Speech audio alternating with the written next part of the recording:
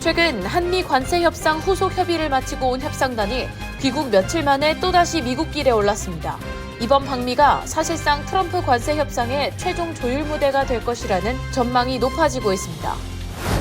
11월부터는 지원 자격 요건이 강화돼 혜택을 받기가 더 어려워질 것으로 전망된 푸드스탬프 프로그램이 연방정부의 셧다운 사태 장기화로 예산 부족에 직면하면서 다음 달 지급이 아예 중단될 수도 있다는 경고가 잇따르고 있습니다. 뉴욕 경찰이 불법 체포를 저지르는 아이스 요원을 체포 기소해야 한다는 요구의 목소리가 나왔습니다. 포틀랜드, 로스앤젤레스 등지 지방정부에서도 잇따라 철저한 조사를 촉구하고 있습니다. 뉴저지 버겐 카운티의 한 주택 뒷마당에서 30대 여성과 반려견이 코요테의 공격을 받아 부상을 입었습니다. 최근 버겐 카운티에서는 코요테, 흑곰 등 목격 사례가 꾸준히 증가해 당국이 주의를 당부했습니다. 구글의 신고로 펜실베니아주 경찰이 아동 음란물 수천 건을 소지 유포한 혐의로 50대 남성을 체포했습니다. 이 남성은 50개 혐의에 직면했습니다. LA의 한 한인이 집 앞 가로수 가지치기를 시정부에 요청했지만 외면당하자 직접 다듬었다가 $6,000 벌금 통지서를 받은 사연이 전해졌습니다.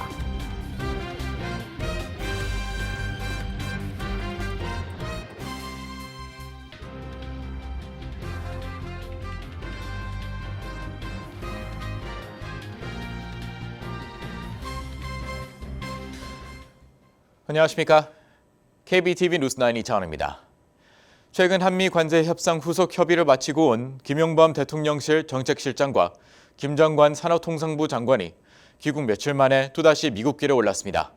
어제 트럼프 대통령이 한국과 공정한 협상을 했다고 밝힌 가운데 이 같은 움직임을 두고 경주 APEC 정상회의 전 큰 틀의 협의를 이뤄낼 수 있을지 주목되고 있습니다.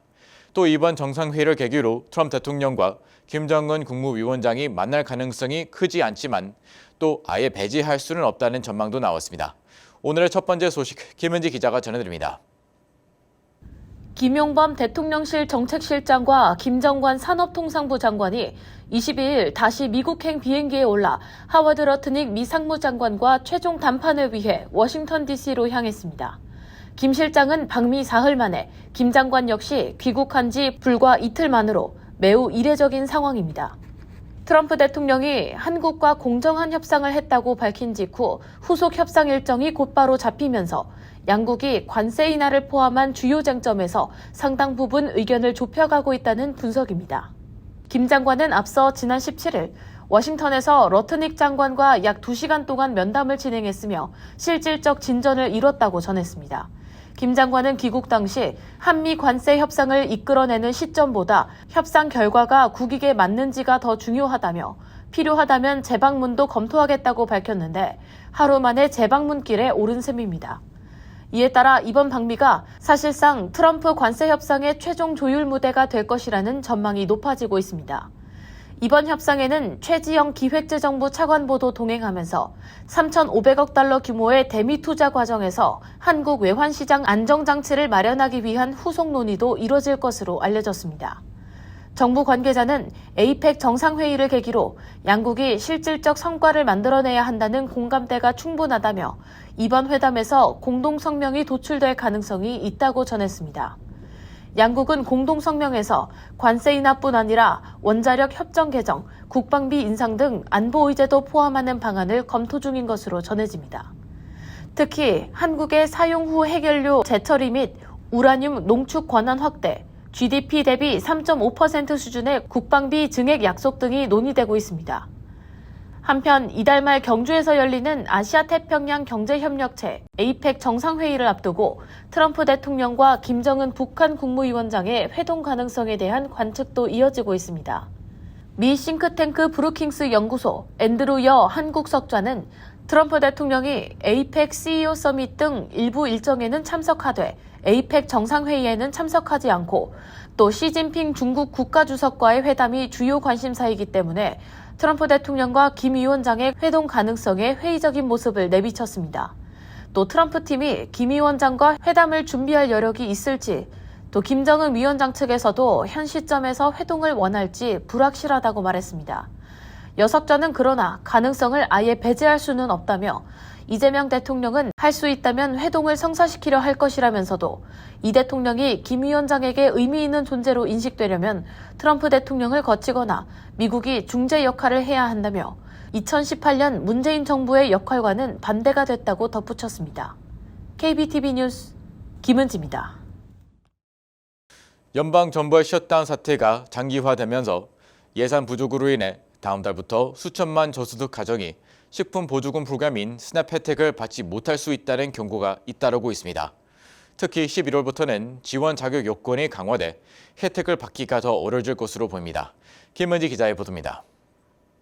미국 내 4,200만 명 이상이 이용 중인 연방식품 보조 프로그램 푸드스탬프가 정부 셧다운으로 중단될 위기에 놓였습니다.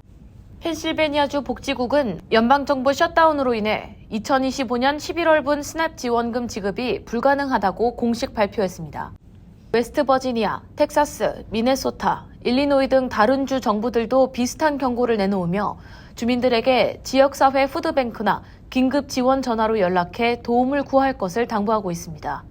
미 농무부 역시 주정부를 상대로 현재 재원이 부족해 11월분 전액 지급이 어려운 상태라고 전했습니다. 이어 추가 통보가 있을 때까지 지급 절차를 중단하라고 지시했습니다. 브룩 롤린스 농무장관은 2주 안에 예산이 바닥날 것이라며 수백만 가구가 굶주림에 직면하게 될 것이라고 우려했습니다. 이런 가운데 오는 11월부터 스냅 제도에 대한 대대적인 변화가 예고돼 있습니다.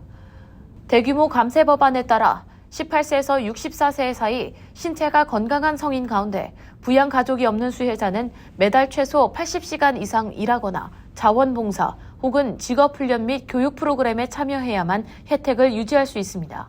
건강한 성인으로 분류되는 이들이 근로 또는 자원봉사, 직업교육 요건을 증명하지 못할 경우 3개월 뒤부터 식품 보조 혜택이 중단됩니다. 특히 이번 규정은 55세에서 64세 사이 중장년층에게도 적용돼 이전보다 훨씬 많은 수혜자들이 타격을 받게 될 전망입니다. 전문가들은 셧다운으로 인한 예산 공백과 새로운 식품 보조 혜택 규정이 동시 시행되며 저소득층 생계에 이중 타격을 줄 수 있다고 우려의 목소리를 내고 있습니다. KBTV 뉴스 김은지입니다.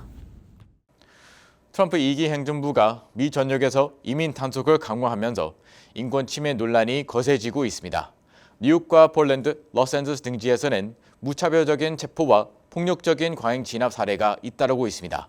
이에 연방의회와 지방정부가 잇따라 철저한 조사를 촉구하고 나섰습니다. 김은지 기자입니다. 뉴욕 브루클린과 로어 맨해튼 지역구의 댄 골드만 연방하원 의원은 최근 NYPD에 보낸 서한에서 연방 이민단속국 요원들이 불법 행위를 저지를 경우 주법과 시법에 따라 체포 기소하라고 촉구했습니다. 골드만 의원은 얼마 전 두 자녀와 함께 사무실로 도망쳐온 모니카라는 여성이 아이스 요원에 의해 머리를 부딪혀 쓰러졌고 병원 치료까지 받았다고 밝혔습니다. 당시 영상에는 아이스 요원이 여성을 벽으로 강하게 밀쳐 바닥으로 쓰러뜨리는 모습이 담겼습니다. 국토안보부는 해당 요원에 대해 일시 정직을 명령했지만 곧 복귀시킨 것으로 알려졌습니다. 골드만 의원은 아이스 요원들의 행위는 명백히 불법이라며 NYPD가 뉴욕 시법에 근거해 단속에 나서야 한다고 주장했습니다. 하지만 지방경찰이 연방요원을 직접 체포한 전례가 거의 없어 실효성은 불확실합니다. 그럼에도 골드만 의원은 뉴욕주의 형법상 일부 조항은 분명히 그 권한을 인정하고 있다고 강조했습니다. 오리건주 포틀랜드에서는 지난 15일 멕시코 출신 이민자 글로리아 마가냐 씨의 자택에 무장한 아이스 요원들이 들이닥쳐 이스라엘이라는 이름의 용의자를 찾았습니다. 요원들은 문을 부수는 등 주택을 훼손하며 무력 침입했지만 해당 인물은 그곳에 거주하지 않았습니다. 요원들은 이스라엘 대신 마가냐의 아들과 남편을 체포했습니다. 마가냐는 요원들이 영장을 제시하지도 않았다며 아이들에게 문을 잠그라고 지시했지만 요원들이 총까지 겨누며 방을 부쉈다고 밝혔습니다. 아이스 포틀랜드 사무소의 마르코스 찰스 국장은 무작위 단속이 아니며 불법 체류자 발견 시 필요한 만큼의 힘을 쓸 뿐이라고 주장했습니다. 이 같은 인권 침해 논란은 로스앤젤레스에서도 확산되고 있습니다. 탐사 전문 매체 프로퍼블리카에 따르면 트럼프 2기 행정부 출범 이후 9개월 동안 최소 170명의 시민권자가 아이스에 의해 체포됐습니다. 일부는 전기 충격기나 총에 맞았으며 피해자 중에는 임산부와 아동도 포함되어 있습니다. LA타임스는 체포된 시민권자 대부분이 라틴계로 단지 영어를 못한다는 이유로 무차별 체포된 사례도 있었다고 전했습니다. 전문가들은 연방기관의 권한 남용에 대한 제도적 견제가 부족하다고 지적하고 있습니다. UCLA 법학대 조애나 슈워츠 교수는 연방기관은 지방정부보다 견제 장치가 훨씬 적어 시민 인권 침해가 반복될 수 있다고 경고했습니다. 트럼프 행정부의 재집권 이후 이민 단속이 강화되면서 전국 곳곳에서 논란과 갈등이 뜨거워지고 있는 가운데 연방의회 차원의 공식 조사와 제도적 개혁 요구가 더욱 거세질 전망입니다. KBTV 뉴스 김은지입니다. 뉴저지 버긴 카운티의 한 주택 뒷마당에서 30대 여성과 그의 반려견이 코요테의 공격을 받아 부상을 입었습니다. 버긴 카운티에서는 지난 9월에도 2명이 코요테의 공격을 당한 바 있는데요. 당국은 추가 출몰 여부를 주시하고 있는 한편 주민들에게는 음식 쓰레기 등을 외부에 방치하지 말라고 당부했습니다. 김은지 기자가 전해드립니다. 어제 오후 1시 15분경 버겐 카운티 우드클리프 레이크의 한 주택 뒷마당에서 한 여성의 비명소리가 울려 퍼졌습니다. 현장 감시 카메라 영상에는 뒷마당에서 산책을 하고 있는 31세 가정부 여성과 반려견 골든 리트리버를 향해 한 마리 코요테가 매섭게 뛰어와 급습을 하는 장면이 담겼습니다. 여성이 반려견을 데리고 집 안으로 대피한 뒤에도 코요테는 잠시 뒷마당을 배회하다 숲속으로 달아났습니다. 여성은 신체 여러 부위를 물려 상처를 입었으며 반려견 역시 다리를 물린 것으로 알려져 병원에서 치료를 받았습니다. 다만 경찰은 해당 코요테가 털이 많이 빠져있는 상태인 점과 코요테가 사람을 공격하는 경우는 극히 드물다는 점을 이유로 광견병 가능성을 우려하고 있으며 해당 여성 피해자는 예방접종을 한 달간 받으며 경과를 지켜볼 예정입니다. 여성은 코요테가 매우 공격적이었다며 집에 들어와 곧장 경찰에 신고했고 주민들에게 야생동물 주의를 알렸다고 밝혔습니다. 최근 버겐 카운티에서는 코요테와 흑곰 등의 개체수가 증가하고 먹이를 찾아 주거지로 활동 지역을 넓히면서 야생동물 목격 사례가 증가하고 있습니다. 지난 9월에는 세델리버에서 2명이 코요테 공격을 받았는데 포획한 2마리 중 1마리는 광견병 양성 판정이 나왔습니다. 또 파라무스, 티넥, 뉴 밀포드, 보고타 등 주거 지역과 숲이 인접한 지역에서는 곰의 출현이 빈번히 보고되고 있으며 지난 7월 알파인과 클로스터 지역에서도 목격 제보가 나온 바 있습니다. If you live near a wooded area, that's when you've got to be more aware of your surroundings, because obviously they lurk in, heavily brushed areas.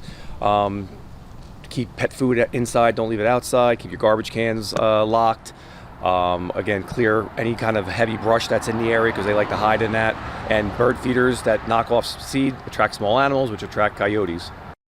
이와 함께 뉴저지 경찰국과 어류 야생동물국은 주민들에게 야생동물 출현 시 즉시 신고할 것과 낮 시간에도 숲 근처에서는 특히 주의하고 야생동물들에게 먹이를 주지 말 것을 당부했습니다. KBTV 뉴스 김은지입니다. 펜실베니아주 경찰이 아동 음란물 수천 건을 소지 유포한 혐의로 50대 남성을 체포했습니다. 수개월에 걸친 이번 수사는 구글의 신고로 시작됐는데 이 남성이 직면한 혐의는 무려 50개에 달합니다. 김은지 기자가 전해드립니다. 캠브리아 카운티 경찰은 에번즈버그에 거주하는 52세 한인 다니엘 김 씨가 아동 성착취물 관련 50여 건 이상의 혐의로 구속됐다고 밝혔습니다. 지난 2월 구글이 김 씨의 계정에서 아동 성학대 관련 자료로 보이는 파일 90여 건이 업로드된 사실을 감지하고 국립실종착취아동센터에 신고한 것이 사건의 발단이 됐습니다.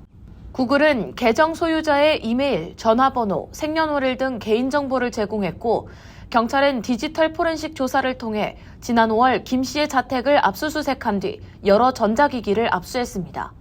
수사관들은 김 씨의 아이폰 휴대전화에서만 무려 1000건이 넘는 아동 포르노물을 확인했으며 그중 일부는 미성년 여아가 노골적인 자세로 등장한 사진이 포함돼 있었다고 전했습니다. 경찰 조사에서 김 씨는 자신의 구글 계정을 이용해 아동 포르노 이미지를 업로드하고 저장 및 시청한 사실을 인정했습니다. 캠브리아 카운티 법원 기록에 따르면 김 씨는 지난 금요일 50건 이상의 아동 성착취물 소지 혐의 등으로 기소됐으며 현재 보석금 2만 달러가 책정된 상태로 구치소에 수감 중입니다. KBTV 뉴스 김은지입니다. LA의 한 한인 남성이 집 앞 가로수의 가지를 직접 다듬었다가 $6,000 벌금 통지서를 받은 사연이 전해졌습니다. 이 남성은 매년 시정부에 가지치기를 요청해왔지만 그동안 돌아온 답변은 예산이 없다 뿐이었는데요. 이번엔 가로수 관리법을 어겼다며 이 같은 조치를 취해 한인은 억울함을 호소하고 있습니다. 김은지 기자가 전해드립니다. 애틀랜타 중앙일보에 따르면 LA 한인타운 세라노 에비뉴 5가의 단독주택 소유주인 하워드 림 씨는 최근 LA시로부터 약 $6,000짜리 벌금 통지서를 받았습니다. 이 통지서에는 임 씨가 본인 주택과 세라노 에비뉴 사이 인도 화단에 있는 나무 2그루를 시의 허가 없이 가지치기 했다는 이유로 나무를 새로 교체하거나 벌금 $5,835를 납부해야 한다는 내용이 담겼습니다.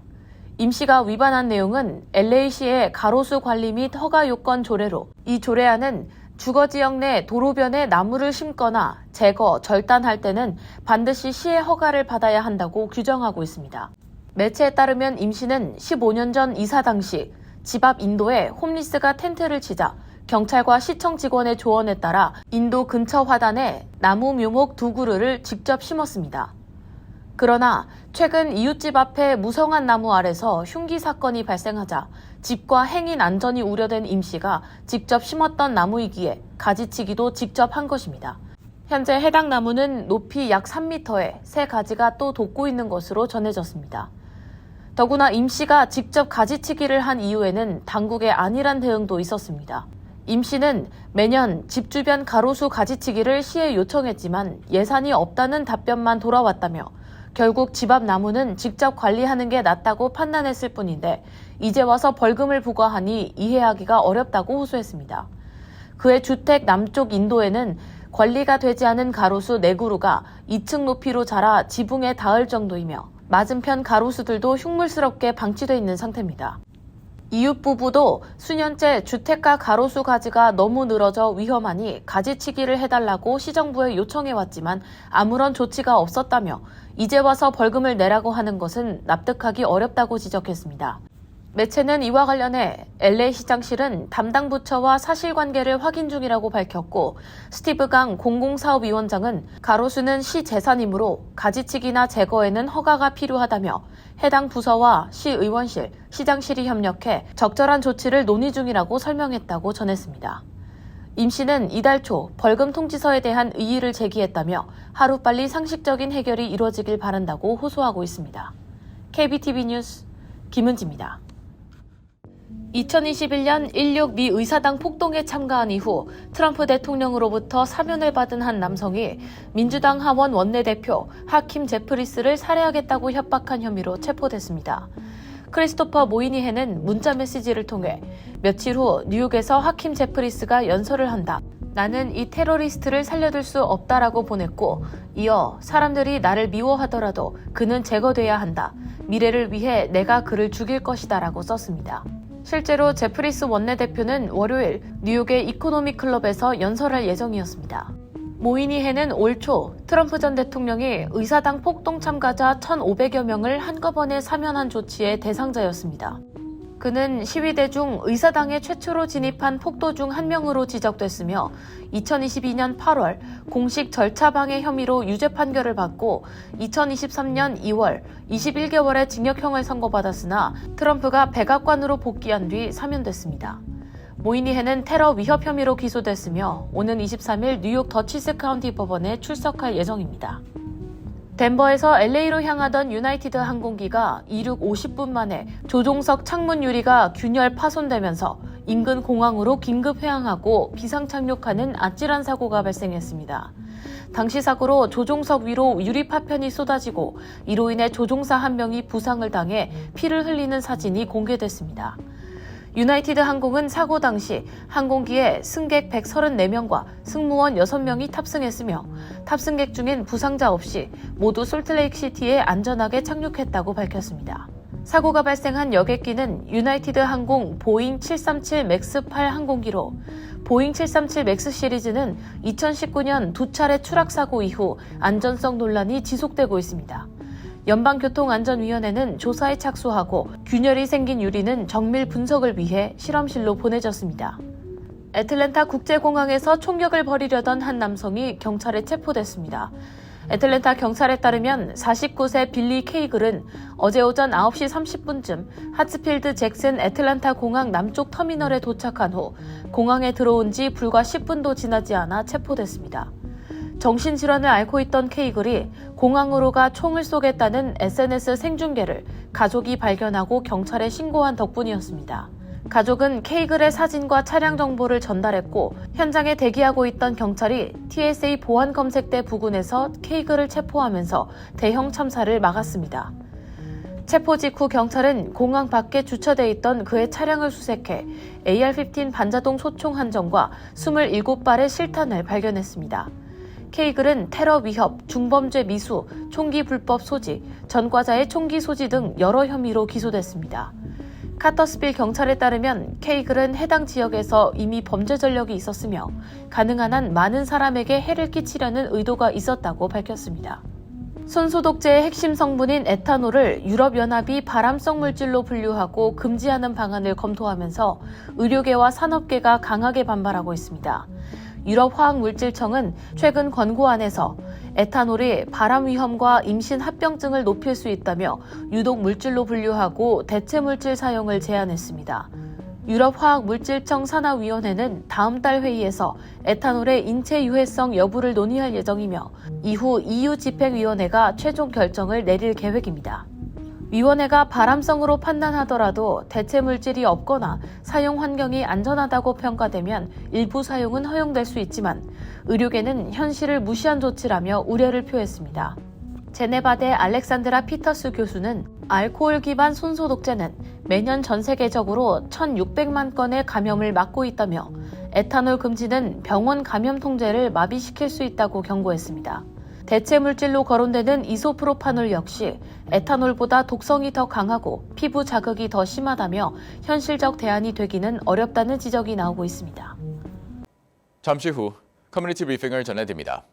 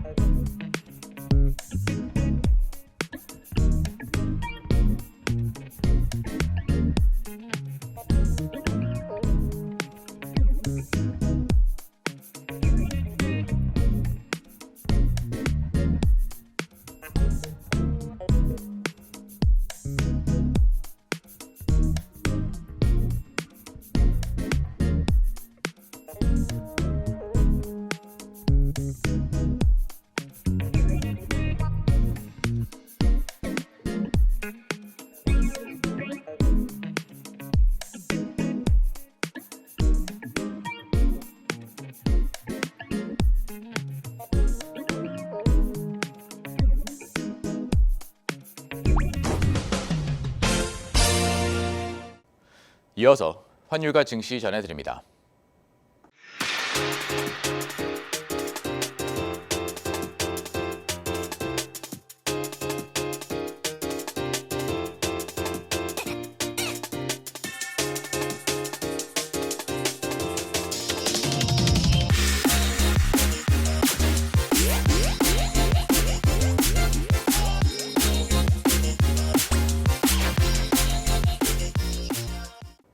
잠시 후 뉴욕과 뉴저지 날씨 전해드립니다.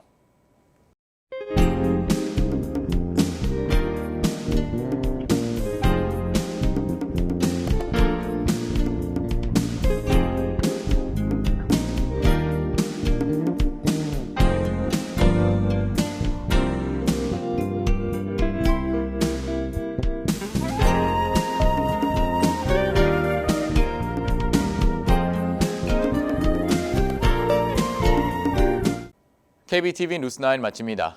오늘도 시청해주셔서 감사합니다. 편안한 밤 보내시 기 바랍니다.